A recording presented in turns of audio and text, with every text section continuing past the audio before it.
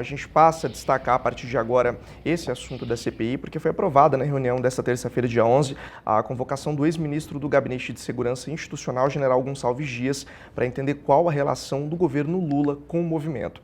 No entanto, a convocação do ministro-chefe da Casa Civil, Rui Costa, foi retirado da pauta, que voltará a ser votada apenas no mês de agosto em sessão da CPI após o retorno do recesso.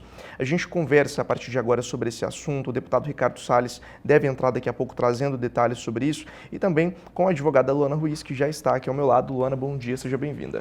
Bom dia Vinícius, bom dia a todos, muito obrigada. Mais uma vez agradeço aqui o espaço no canal do Boi e todos os programas, né, da rede, pela oportunidade por trazer esses temas tão importantes. Hoje você volta aqui ao Bom Dia Produtor para falar para a gente sobre a sua atuação também dentro dessa CPI, né? Eu queria que você começasse contando para a gente o que nós temos de atualizações jurídicas, né? O seu envolvimento a partir de agora com esse movimento também.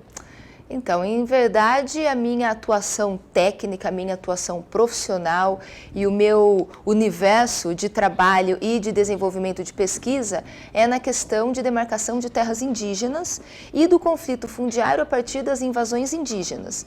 E me pegou, eu preciso confessar que me pegou de surpresa quando eu fui convocada, são duas parlamentares do partido PSOL, que me convocam para participar da CPI do MST. Essa convocação ela foi aprovada como convite, então participarei da CPI do MST, estou aqui à disposição para contribuir naquilo que puder, mas me causou uma certa estranheza, uma vez que eu não tenho um histórico de conhecimento técnico ou fático em relação à questão do MST propriamente dita. Mas estou aqui, não sei qual será efetivamente a minha participação, mas na questão de conflito fundiário e das instabilidades no campo, acredito que eu possa contribuir de uma certa forma. Um ponto interessante que a gente tem é que, até fazendo uma análise, nós conversávamos isso aqui nos bastidores, é que apesar de serem dois movimentos muito diferentes, né, o movimento das invasões indígenas e do MST, há uma ligação que prova proximidade na forma como isso tem acontecido, né? Pontos de convergência, né? MST e questão indígena têm uma natureza completamente distinta, em especial no contexto histórico, né? A realidade do MST, a origem, os fundamentos e a questão indígena, mas nós temos ali os pontos de contato que são bastante, os pontos convergentes que são bastante decisivos. Por exemplo, conflito fundiário. MST invade propriedade rural, o movimento indigenista invade propriedade rural. Outro ponto que converge é a questão do fundamento.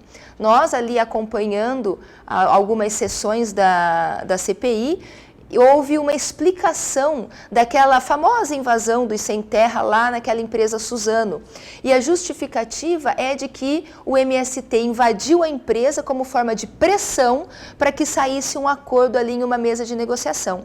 Nós temos o histórico, especificamente aqui no estado do Mato Grosso do Sul, em que antropólogos vinculados à FUNAI, no contexto de reuniões com o Ministério Público Federal, colocam à mesa que as invasões é uma forma de pressão dos indígenas para conseguirem ali a efetivação daquilo que eles acreditam lhe ser de direito. Inclusive saiu recentemente, né, um post também dessas parlamentares que defendem a pauta de que luta não é crime. Realmente, a luta por si só não é crime, nós estamos falando de invasão de propriedade. Outro ponto de convergência também dos conflitos fundiários do MST e dos conflitos fundiários na questão indígena. Nós tivemos aqui no Mato Grosso do Sul a CPI do CIMI, Conselho Indianista Missionário, então envolvimento maciço de entidades religiosas, em especial de braços ali da Igreja Católica, tanto em relação até à pastoral da terra, enfim, tanto no universo do MST como na questão indígena.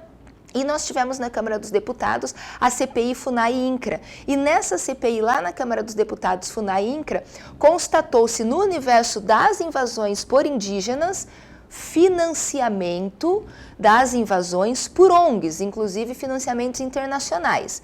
No universo do MST, agora, nesses trabalhos já realizados, levantou-se por diversas vezes a contribuição financeira ao MST por parte de ONGs e, nesses casos, muitas vezes com recursos, as ONGs são impulsionadas com recursos públicos, esses recursos acabam indo ali para financiar as ações do MST. Então, temos aí, por mais que historicamente são fatos, né, pontos totalmente divergentes, nós temos vários pontos convergentes e a cereja do bolo é o conflito fundiário que ambos os movimentos geram.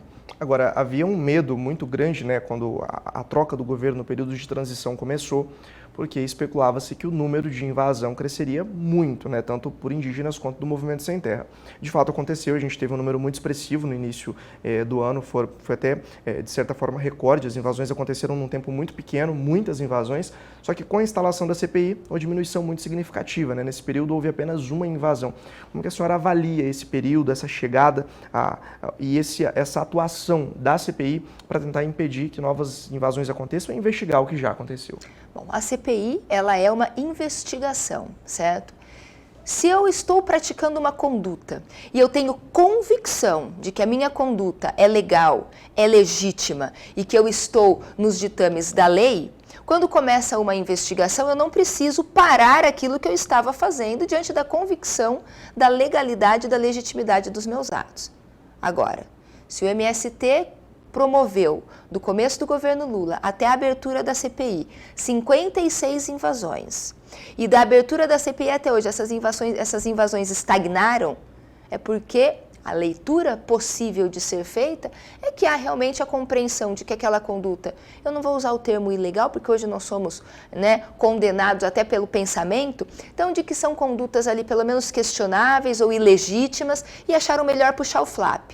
Por quê? Por que puxaram o flap com a mera instalação da CPI, se é uma conduta tão genuinamente legítima? Então, acho que os fatos respondem por si só. Existem pontos de contradição nessa conduta genuinamente legítima? Por parte do MST. Do MST. O fato de ter parado já é uma contradição, porque ao mesmo tempo que eles defendem a legitimidade, a legalidade das condutas como sendo uma luta, um movimento social, quando começa uma investigação, eles param com aquela conduta, a contradição já está aí. Porque se tivesse a convicção dessa legalidade, dessa legitimidade, eles não precisariam parar a sua luta pela mera abertura de uma investigação.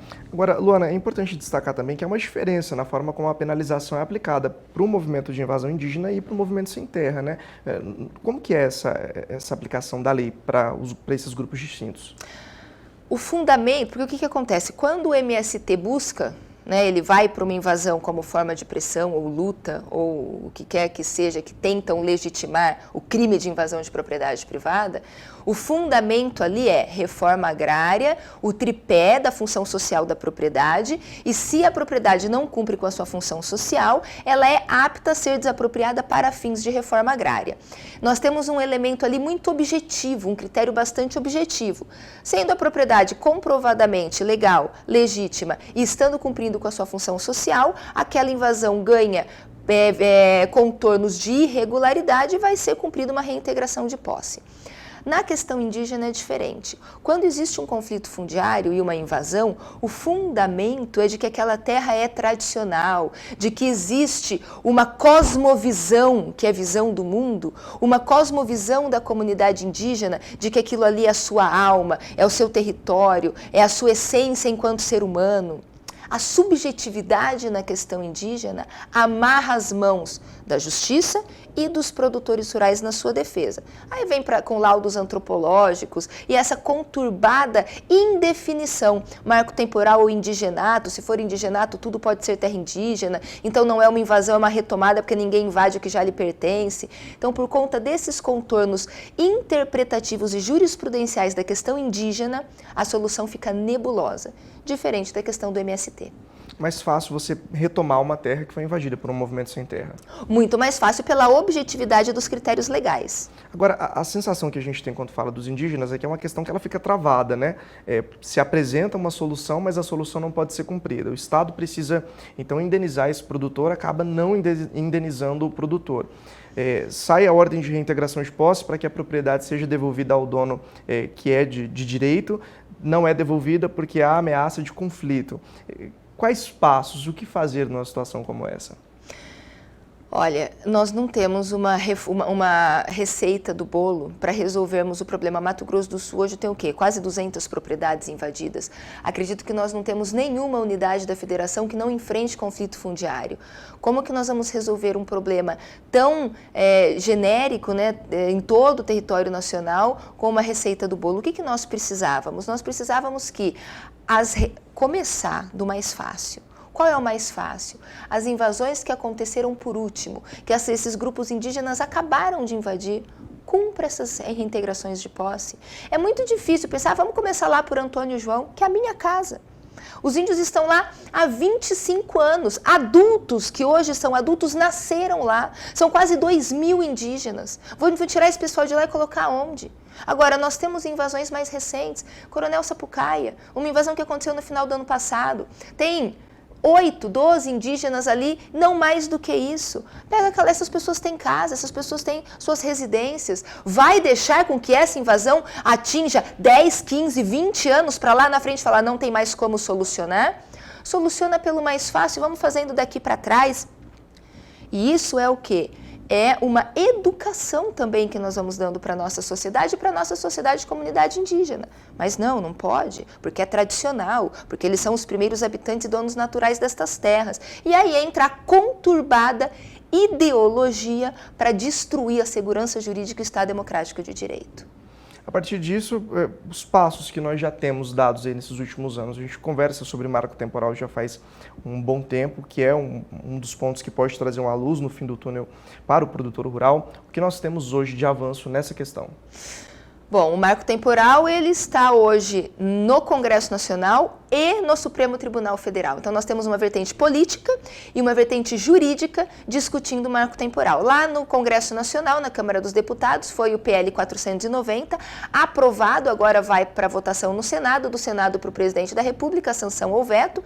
Sendo o presidente Lula, não consigo nem imaginar uma sanção, né? Acredito que vem aí, não vai sancionar a lei, creio que venha um veto, o veto volta para a Câmara dos Deputados para manutenção ou derrubada desse veto, e aí espero que a Câmara dos Deputados derrube um possível veto e nós tenhamos ali então o marco temporal, proibição de ampliação, esbulho renitente, exploração em terras indígenas, exploração econômica em terras indígenas pelos próprios indígenas, teríamos isso no universo de uma lei.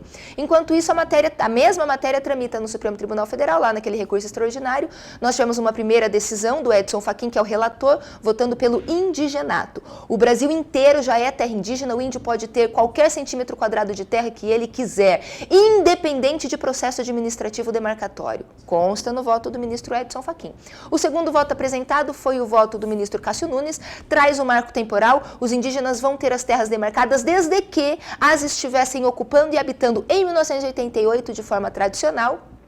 E veio o terceiro voto do ministro Alexandre de Moraes, e o Alexandre de Moraes apresentou o seguinte: ele afasta o marco temporal, ele afasta a questão do esbulho renitente, ele fala que todo o território nacional pode ser demarcado como terra indígena, mas se um determinado espaço, uma determinada propriedade está sendo demarcada como terra indígena, mas já era titulada legal e legítima pelo particular, esta área, sendo demarcada como terra indígena, terá a terra nua indenizada, não só as benfeitorias, mas também a terra nua. Basicamente, ele juntou o voto do ministro Edson Fachin com a indenização. O Brasil inteiro pode ser demarcado como terra indígena, mas sendo demarcado como terra indígena, o proprietário terá a indenização, inclusive da terra nua. É uma solução com certeza absoluta. O Estado brasileiro não pode tirar na mão grande aquilo que é meu. A indenização é uma solução. Mas a indenização sem o marco temporal é um tiro no pé. Porque hoje, 14% do território nacional já é terra indígena. Esses 14% são objeto de cerca de 500 processos. Nós temos mais cerca de 400 processos lá no forno da FUNAI para sair um bolo quentinho para nós de mais quanto por cento? Qual a fatia que vai ser recortada além desses 14% do território nacional? Tem dinheiro para tudo isso? Nós vamos sair demarcando o Brasil todo e indenizar como? Indenizar quanto? Um Brasil que precisa de infraestrutura, logística, alimentação, saúde, educação, vai começar agora indenizar produtor rural para dar para índio que não é de índio, porque pelo indigenato eu não consigo conceber que todo o território nacional seja terra indígena. E mais, o ano passado os nossos ministros estiveram nos Estados Unidos, o ministro Dias Toffoli na discussão do clima, levantou: precisamos demarcar as terras indígenas, mas precisamos garantir a propriedade privada com indenização ao produtor rural. Mesmo porque, segundo o ministro, o Brasil deve 2/3 do seu território para as comunidades indígenas. Ora, 2/3 do nosso território, eu quero saber de onde vai vir dinheiro para indenizar o produtor rural. E outra, o produtor rural que lá está produzindo. Nós acabamos de ver aqui o aumento de quase 60% da exportação de carne pelo Brasil para a China depois do fim do embargo. Quem vai ocupar essas terras? O que esses indígenas vão produzir? Como é que fica a estabilidade da balança comercial brasileira?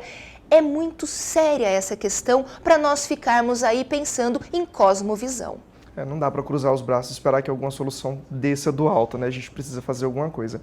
A gente precisa encerrar nossa entrevista, são 9h27, tem um minutinho aqui.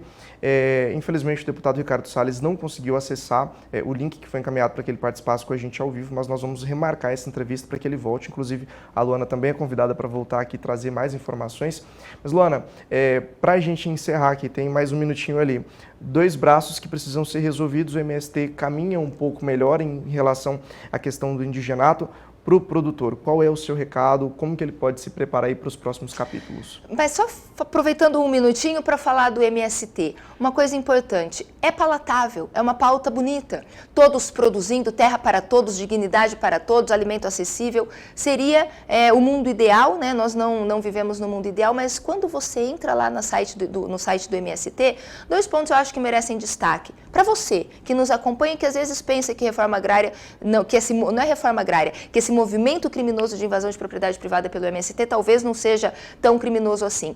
Entrando no site do MST, lá consta que o Brasil deve limitar as exportações. Nós não devemos mais exportar. Vamos nos fechar agora e vamos ser aqui uma república tupiniquim. Primeiro ponto. Segundo ponto importante de observar no site do MST, que as concessões dos meios de comunicação não devem ter finalidade de rentabilidade, ou seja, não deve ter fim lucrativo.